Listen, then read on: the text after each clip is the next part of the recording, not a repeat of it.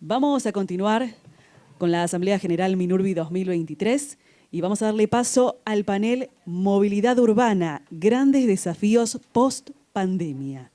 Vamos a invitar al escenario al moderador de este bloque, jefe de la Unidad de Asentamientos Humanos de CEPAL, Diego Aulestia.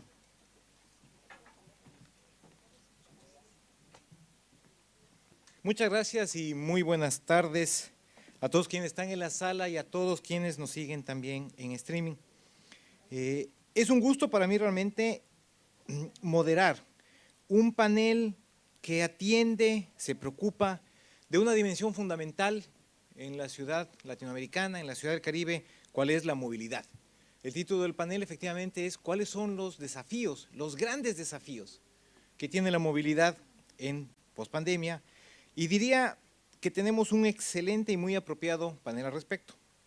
Nos acompañan Gainel Roll, secretaria permanente del Ministerio de Energía y Transporte de Bahamas. Gainel, welcome. Sean White, quien es presidente del Comité Nacional de Vivienda de San Cristóbal y Nieves. Welcome. Juan Carlos Baruja Fernández, quien es ministro de Urbanismo, Vivienda y Hábitat de Paraguay. Bienvenido, ministro. Héctor Estrada, director ejecutivo del Programa de Vivienda y Asentamientos Humanos de Honduras. Y Clement Antonio Marley Mandela, senador y secretario parlamentario en el Ministerio de Vivienda, Obras, Suelo y Renovación Urbana de Antigua y Barbuda. Y decía yo, es muy pertinente la presencia de los funcionarios ya nombrados, porque todos ellos están involucrados no únicamente en proyectos de vivienda, pero también en la relación entre vivienda y otros sectores. Entonces tenemos autoridades ministeriales, caso de Paraguay por ejemplo, que asumió hace poco tiempo, hace pocas semanas, hace pocos meses, con grandes retos y con toda la energía para lanzar nuevos proyectos. Tenemos también funcionarios que representan a instituciones que están en transformación institucional, que se están modificando. ¿Cuál es el caso, por ejemplo, en Bahamas y también en Honduras, en el sentido de tener ya ministerios propios, específicamente del tema vivienda, asentamientos urbanos y vivienda? Ministerios, por otro lado, o instituciones que tienen responsabilidades transversales, como es el caso de San Cristóbal y Nieves, y por supuesto también situaciones en las cuales las entidades responsables de los temas, como en Antigua y Barbuda, tienen que necesariamente por su constitución preocuparse de temas de suelo y de renovación urbana, que es el caso, insisto, en Antigua y Barbuda. Entonces, bienvenidos todos para discutir un elemento que ha sido considerado como fundamental en la situación post-pandemia. Las amenazas sobre la estabilidad financiera, sobre la situación financiera de los sistemas de movilidad es común en la región. Sin lugar a duda, la localización es central en el momento de trabajar, de definir, de programar planes de vivienda, y localización implica siempre acceso, tiempos de traslado de los ciudadanos hacia oportunidades económicas, hacia oportunidades de ocio, educativas, etcétera. No podemos hablar de política de vivienda sin hablar de movilidad, sin hablar de traslados. Entonces, en ese sentido, yo voy a invitar, en el mismo orden en el cual nombré, a hacer una presentación, y yo creo que vamos a tener un par de minutos para hacer una reacción, una respuesta a lo que ustedes han escuchado de sus colegas, de cómo desde sus puntos de vista se puede incorporar, enriquecer la política pública con lo que han escuchado de las experiencias de los otros países. Habiendo dicho eso, secretaria Roll, you have the floor. Probably you would like to be here. Yes, excellent.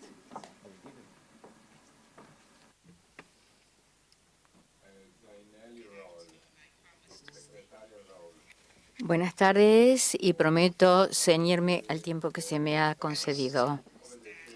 Quiero ceñirme al protocolo y pedirle y agradecer a Minurbi y a los organizadores de esta conferencia. Siempre es bueno colaborar en pos del progreso y ver cuáles son los puntos de referenciamiento, las prácticas de vivienda, de desarrollo urbano y estrechar los lazos de amistad. En este momento yo trabajo en el Ministerio de Energía y Transporte, que yo veo como hermana de las iniciativas en materia de vivienda. O sea que sigue el trabajo. En las secuelas de los desastres naturales que tienen sus consecuencias en el medio ambiente viviente, ya sea en la tierra o en el mar, que impacta a todos los seres vivos, en particular a los seres humanos. Este es el caso de septiembre 1 en 2019, en el lugar donde yo vivo, que fue totalmente destrozado por un huracán, el huracán Dorian, categoría número 5. Nosotros tuvimos ráfagas a kilómetros y un profundo destrozo. Entonces eso sumergió muchas áreas y también destruyó muchísimos edificios. Tuvimos también 34 fallecimientos y muchísimos permanecen desaparecidos al día de hoy. El daño a los hogares llegó a más del 80% de los hogares en la Gran Bahamas, en las islas nortes de las Bahamas también, del archipiélago, con residentes en número de miles de residentes de Bahamas y cientos de inmigrantes. El costo de los daños fue $3.400 millones, según la evaluación de un especialista en seguros, considerando todos los daños. La movilidad urbana se utiliza como un objetivo para que la gente se pueda unir en los servicios y en los productos con un propósito comunitario y para aliviar los problemas de los huracanes. ¿Cómo se respondió a la crisis? Estuvo el Ministerio y el Departamento de Vivienda, que hubo una evaluación de la amplitud de la devastación con un foco en entregar productos, por ejemplo, para el traslado de residentes a lugares temporarios y restaurar la infraestructura y tener soluciones a corto plazo para aquellos que por una razón u otra no podían ser relocalizados. Esta evaluación nos dio una idea de cuántos hogares habían sido dañados, quién eran los dueños. Ya eran, por ejemplo, mujeres solteras, madres, personas de bajos recursos, personas adultas. O sea, necesitábamos un apoyo que tenía que surgir del gobierno. Después de esta evaluación de las necesidades, nosotros diseñamos un plan de acción identificando 5 interesados o 5 stakeholders que crearían una sinergia con los trabajadores de distintas agencias, figuras claves y voluntarios, tanto a nivel local como internacional. Compartimos con el Gabinete de Bahamas una recomendación según la cual era necesario hacer una evaluación de las necesidades. El alivio recomendado tenía que surgir de decretos, también un alivio impositivo, dar estímulos a paquetes dados por los funcionarios públicos. Estos fueron los desafíos después de Dorian. Algunos de esos desafíos incluyeron la pérdida total de hogares de algunos residentes sin recursos y también hipotecas que no podían ser renegociadas y las hipotecas previas no cesaron en función del desastre. Entonces, esto significa que muchísima gente que había puesto todos sus ahorros en su casa no tenían seguro y los residentes que tenían un alquiler enfrentaron el desafío de que no tenían dónde alquilar y los costos de alquiler eran inaccesibles debido a la demanda. Los fondos limitados eran limitados y el gobierno no podía satisfacer todas las necesidades y hacerlo de manera operativa. Al movilizar la ayuda, hubo un decreto de emergencia para reparar los hogares, hacer una exención impositiva y también una exención del impuesto del IVA a todo lo que se importara en materia de, por ejemplo, alimentos, muebles, y también esto alcanzó a todos los gravámenes para poder liberar los suministros y la ayuda. Me dijeron 5 minutos, así que voy a ir más rápido ahora. Uno de los desafíos que nosotros enfrentamos a corto plazo era tratar de documentar y ver la necesidad de los migrantes no documentados. A largo plazo teníamos el desafío de encontrar de hogares para los residentes que no tienen lugar donde estar. Nosotros hicimos una estrategia de manera que nosotros podíamos hacer que los hogares en el futuro pudieran enfrentar los huracanes, y entonces teníamos que tener seguros e hipotecas de maneras que se tuviera en cuenta el futuro para personas que no tenían hipotecas y que no tenían hogares.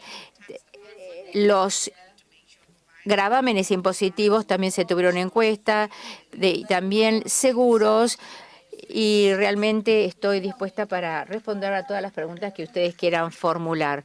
Muchas gracias por su atención. Importante, increíble la magnitud del impacto de los huracanes, no solamente en términos económicos, sino también en pérdida de vidas humanas. Y creo que allí hay algunos elementos de todo lo que significa la adaptación de la política pública ante esas situaciones. Quiero dar el paso ahora a Mr. Sean White, de San Cristóbal y Nieves. Good afternoon, everyone. Buenas tardes, presidente de Minurbi, ministro Maggiotti, saludos de San Cristóbal y Nieves, del ministro de Jeffrey Handley, el ministro de Vivienda y Planeación, que no ha podido venir porque está en París en una reunión de la UNICEF. Voy a ser breve en mi compromiso y lo que voy a decir. Quiero centrarme en la importancia de la movilidad urbana. Para nosotros, movilidad urbana significa asegurarnos que la gente tenga acceso a algunos de los recursos principales del país. Y vemos los asentamientos humanos y pensamos en las ciudades. La gente tiene que estar tan cerca como sea posible de los servicios claves, con la reducción de emisiones en las ciudades, reduciendo los embotellamientos de tránsito y brindando alternativas de transporte, brindando servicios de calidad cerca de los asentamientos urbanos. San Cristóbal y Nieves han identificado la movilidad social como uno de los 7 pilares de este estado insular pequeño que es el nuestro. El número 5 es uno de esos pilares, y una de las funciones claves de esta situación es pedestrianizar, por decirlo así, un verbo que no existe, es hacer pedestre todas nuestras ciudades. En nuestras ciudades, la ciudad es muy pequeña y lo que estamos viendo es poder proveer más acceso para los peatones. Porque una de las cosas que los países del G7 enfrentan es mucho embotellamiento en el tráfico, y entonces les decimos queremos limitar las emisiones de carbono. Entonces para nosotros una de las cosas que tenemos que hacer es dar el ejemplo, y eso sería alentar a más peatones a usar nuestras ciudades con mayor libertad. Otra cosa son las necesidades post-pandemia y la movilidad urbana, la necesidad de darles a los residentes urbanos la seguridad y la salud. pensando en el estrés que tienen los sistemas médicos existentes, la construcción debe favorecer la movilidad y debe dar una respuesta a la seguridad, permitiendo a las ciudades que funcionen durante las emergencias médicas y que puedan salir airosos de las situaciones de crisis. Uno de los principales proyectos en los que estamos trabajando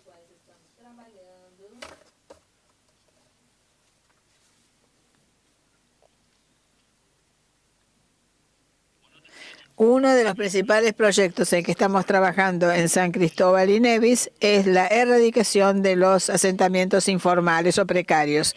Tenemos que erradicar uno de los últimos asentamientos ilegales del país. Tenemos 30 familias que fueron trasladadas, reubicadas, y el gobierno está pagando la renta de esos alquileres. Fue una movida sin precedentes por el gobierno para mostrarle a la opinión pública que queremos terminar con estos asentamientos ilegales y queremos que la gente se traslade y que sea dueño de su propia vivienda, que es una de las cuestiones fundamentales de todo gobierno. Y el gobierno de San Cristóbal y Nevis se la toma muy en serio.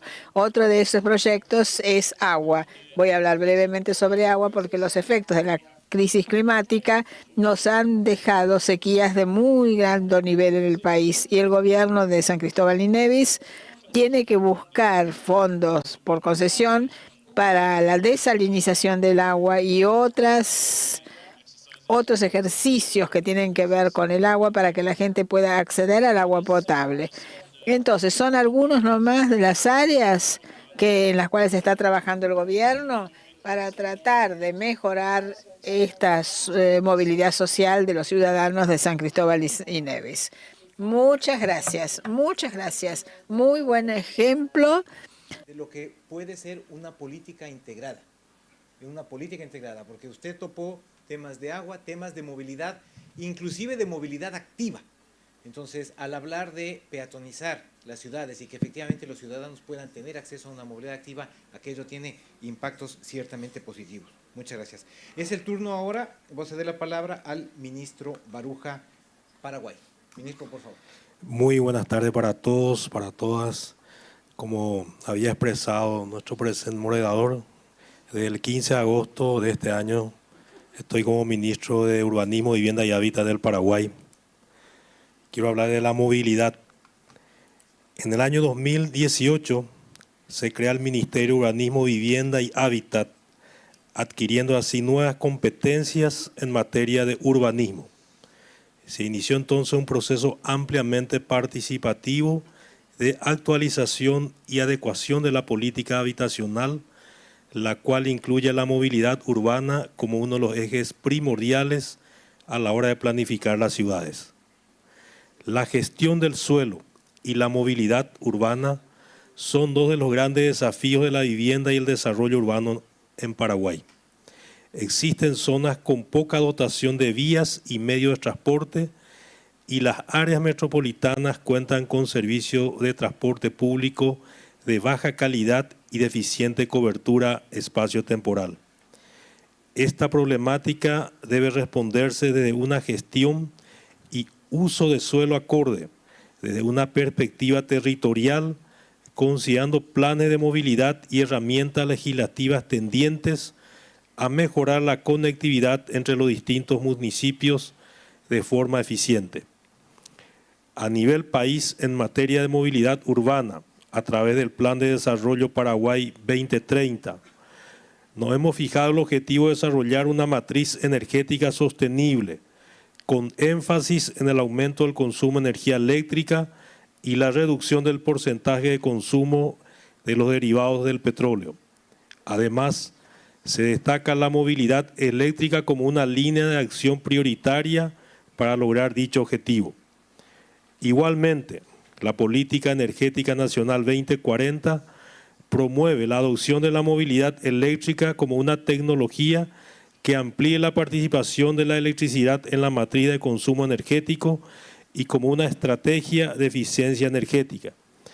Todo lo expuesto se encuentra alineado a los compromisos internacionales asumidos por el Paraguay ante las Naciones Unidas en el marco del Objetivo de Desarrollo Sostenible y las contribuciones nacionalmente determinadas enmarcadas en el Acuerdo de París.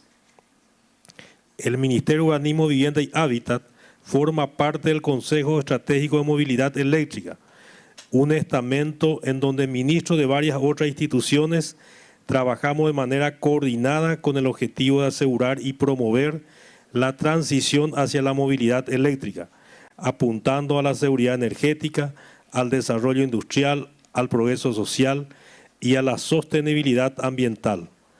Aunado a una visión integral que busca posicionar a Paraguay como referente regional de movilidad eléctrica en varios ámbitos claves para contribuir significativamente a alcanzar el desarrollo sostenible del país.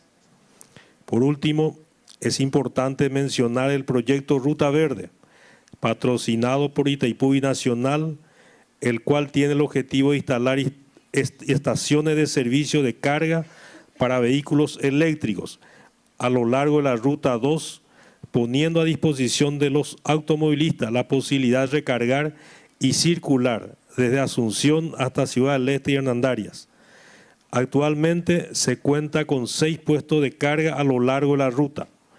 Con este proyecto, Paraguay demuestra su apoyo a la movilidad eléctrica, impulsando de esa manera a pensar en un ecosistema de transporte sostenible, uso eficiente de la energía con reducidos niveles de contaminación sonora, ruido cero, con respeto al medio ambiente y cumpliendo el compromiso de Paraguay en contribuir con la reducción gradual de las emisiones de CO2 en el aire y en la atmósfera.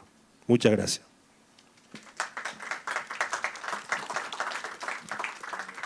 Muchas gracias, ministro. Y es claro que la importancia que Paraguay está entregando, que está adjudicando, asignando a la movilidad eléctrica es una situación que está siendo visto en la región con muchísimo interés. Un recurso abundante como es la energía eléctrica en Paraguay, sin duda alguna impulsa el desarrollo de la movilidad eléctrica, y la movilidad eléctrica tiene impacto sobre precios de suelo y nos permite también, nos invita a repensar las mismas políticas de desarrollo urbano, las políticas de vivienda, etcétera.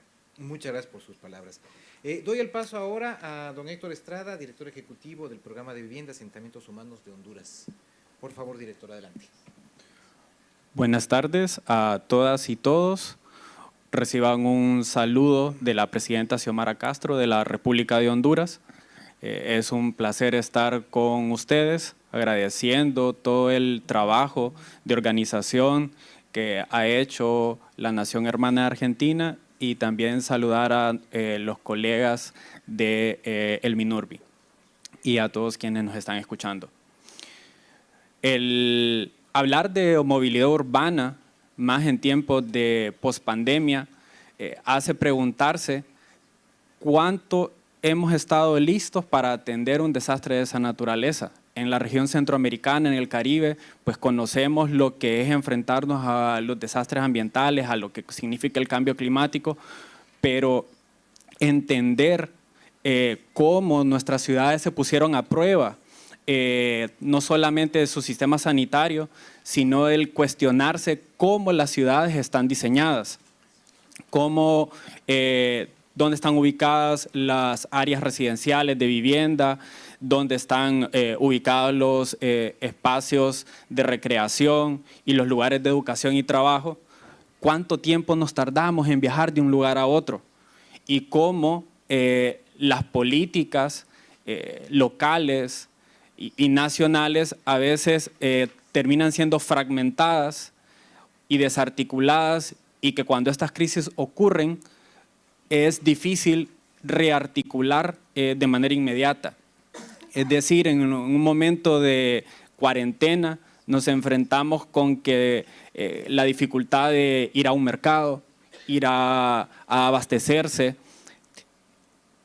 y se pregunta cómo podemos regresar a una articulación de todos estos elementos que componen la urbanización, y es ahí donde entran las políticas públicas.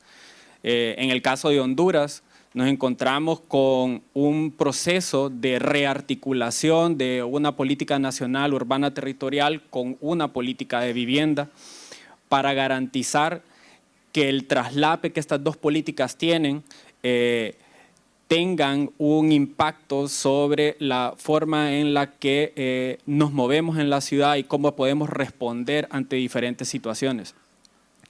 Es también importante decir que la política de vivienda, el cómo se gestiona el suelo, el cómo se asignan permisos de construcción, licencias ambientales, cómo se diseñan los planes de desarrollo municipal y la planificación estratégica multinivel también tiene un impacto grande en cómo una ciudad al final se manifiesta en esta movilidad urbana.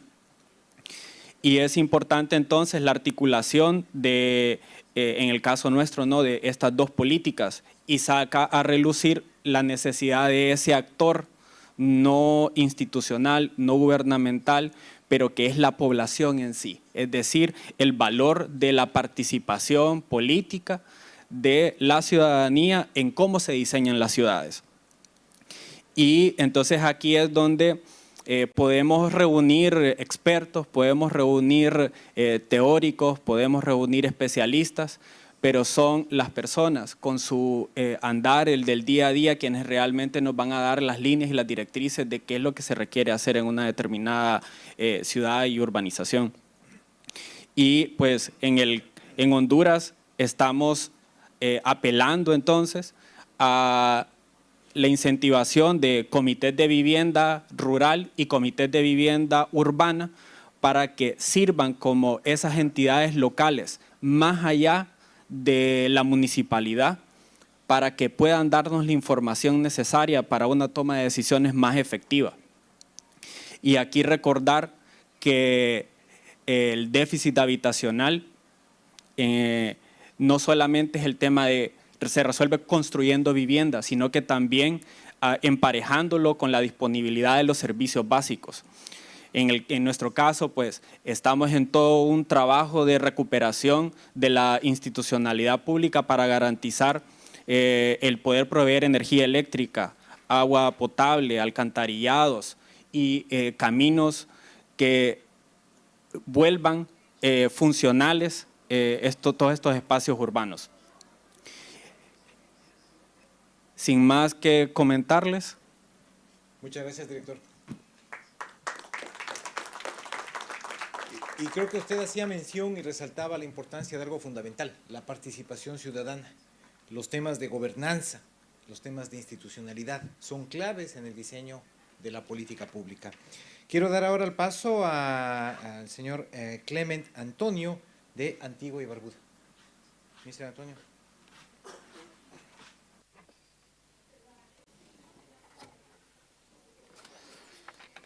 Buenas tardes. Permítanme ceñirme al protocolo y presentarles mis saludos en representación de Antigua y Barbuda. Los desafíos post-pandemia para recuperarse y revitalizar nos trae al tema de la movilidad urbana y los desafíos ambientales. Este es el telón de fondo en el cual nosotros nos encontramos. En países como el mío tienen que enfrentar la innovación tecnológica y la reconstrucción. Hay constructores tradicionales y la población en general que están en contra de los riesgos de lanzarse a opciones que son más renovadoras y accesibles y aparte más económicas. La adaptación exige un cambio de perspectiva. A la gente la gente teme los desastres y prefieren optar por lo que son las viviendas tradicionales de ladrillos y hierro. La movilidad es fundamental para el funcionamiento de nuestra sociedad. Es el portón de apertura para nuestras vidas que nos permite tener empleo, los servicios urbanos, en apoyo del crecimiento de nuestra población, que debe gestionar las comunidades para tener un acceso adecuado a los servicios de manera oportuna. El mayor desafío que nosotros tenemos que tiene relación con este problema es el acceso al financiamiento para encarar estas necesidades.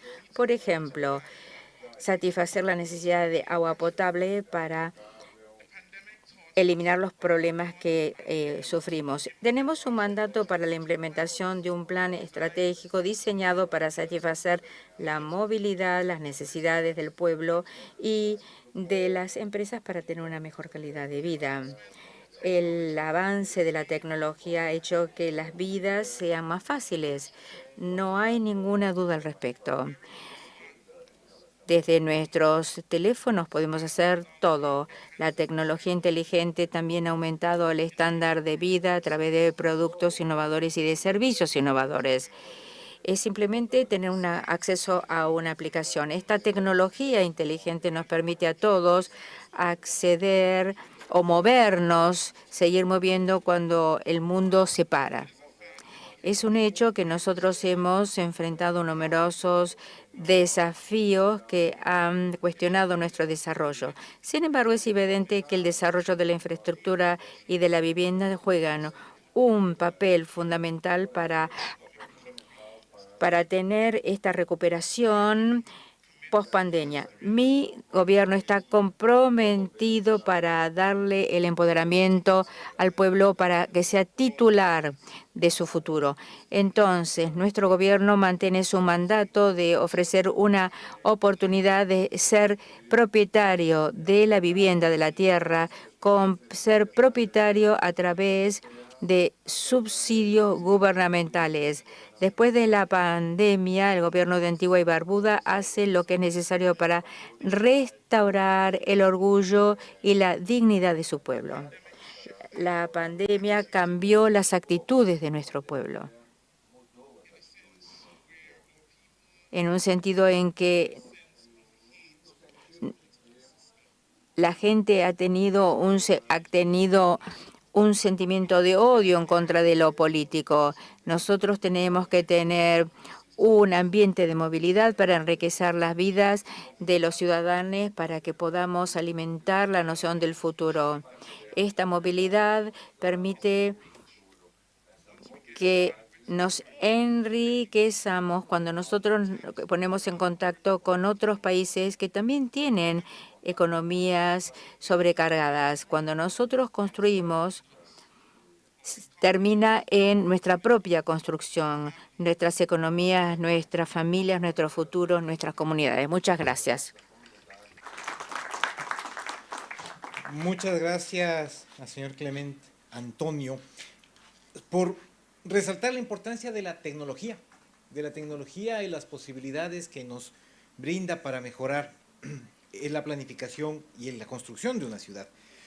Hemos visto varios temas, decíamos tecnología, hemos visto importancia de los códigos de construcción, por ejemplo, el impacto de los huracanes, la movilidad como uno de los pilares de la política pública, la importancia de la movilidad eléctrica, participación, gobernanza, instituciones y, decíamos, tecnología.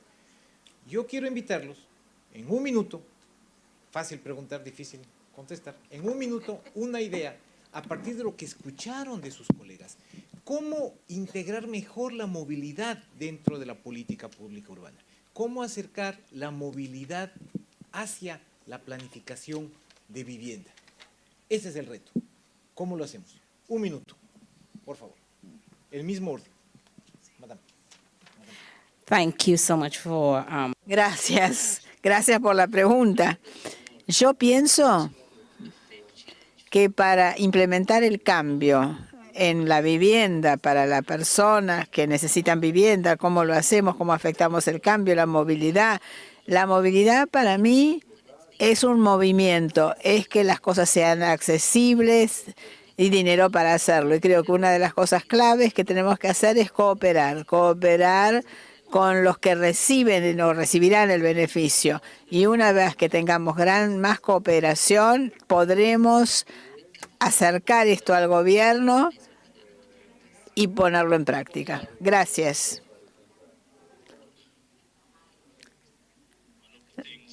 Una de las cosas que el gobierno de San Cristóbal y Nevis piensa hacer en los próximos años respecto de la Agenda 2030 es implementar un plan de resiliencia urbana que es trabajar estrechamente con las recomendaciones del Plan Nacional, de la Junta respectiva, hablar de zonificación, protección de la diversidad y la separación de los espacios residenciales y comerciales. Es muy importante que el gobierno le diga a los residentes, a los vecinos qué se puede hacer, porque cuando uno no sabe es muy difícil que uno pueda planear en anticipación. Entonces, una de las cosas claves que queremos hacer es trabajar estrechamente con la Junta de Planificación y Control para decirle a los vecinos qué se puede hacer y qué no se puede hacer en cuanto a movilidad. Thank you. La movilidad para nosotros del gobierno, el nuevo gobierno del presidente Santiago Peña, está íntimamente vinculada con la localización. Estamos a pocos días de lanzar un nuevo programa de vivienda dirigida a la clase trabajadora con un financiamiento a 30 años de plazo, con una tasa más baja, una tasa subsidiada, que va a permitir que las familias que están viviendo preferentemente en un alquiler con el mismo monto del alquiler puedan adquirir su propia vivienda. Este programa que estamos por lanzar tiene el componente de que el proyecto tiene que ser aprobado por el Ministerio de Urbanismo, Vivienda y Hábitat, en donde la localización va a ser clave. La localización tiene que estar muy cerca de los servicios, aprovechando experiencias también de otros países, en este sentido, viendo al ministro de Ciudades, Yardel, que me orientó justamente hace 45 días cuando visité el Brasilia, me dio algunas orientaciones que realmente fueron clave para nosotros y agradezco públicamente por esas orientaciones y estamos queriendo firmar justamente un convenio para intercambiar más experiencias. Yo creo que este tipo de foro lo que nos permite es aprender las experiencias positivas y tal vez no tan positivas para no cometer ese tipo de errores. Por lo cual eso es un poco lo que es nuestra experiencia y la intención de nuestro gobierno de reducir el déficit habitacional que en nuestro país ronda los 1 millón de unidades, tanto cualitativas como cuantitativas, que es un número elevado para el número de población que tenemos. Eso un poco es lo que tenemos como visión. Muchas gracias. Muchas gracias. Director Estrada. Uno de los puntos claves que le escuchaba a los colegas es el tema del uso de la tecnología. Y hoy en día pues, se puede utilizar mucha información satelital, mucho datos de flujo vehicular, flujo de personas para poder controlar la movilidad urbana y planificar a futuro la misma. Por tanto, el uso de las tecnologías de la información hoy en día es clave para todo tema de planificación urbana. Muchas gracias. Muchas gracias. Senador Antonio.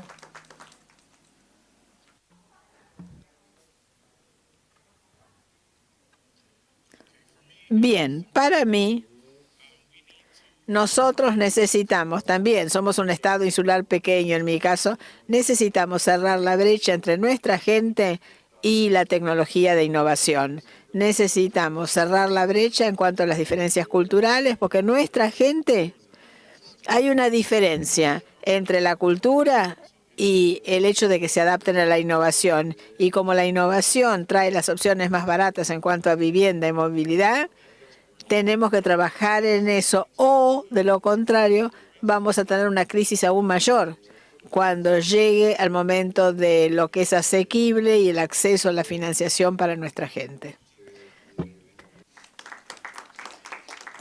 Solamente me resta agradecer la participación de todos ustedes, reiterar lo acertado que nos ha parecido y espero que ustedes compartan la opinión de incluir precisamente una reflexión sobre movilidad en Minurbi. Yo creo que aquello no hace sino reflejar la importancia del tema cada vez creciente. Muchas gracias a todos, muchas gracias a quienes están en la sala y a quienes nos han seguido a través de la transmisión virtual. Thank you very much. Thank you.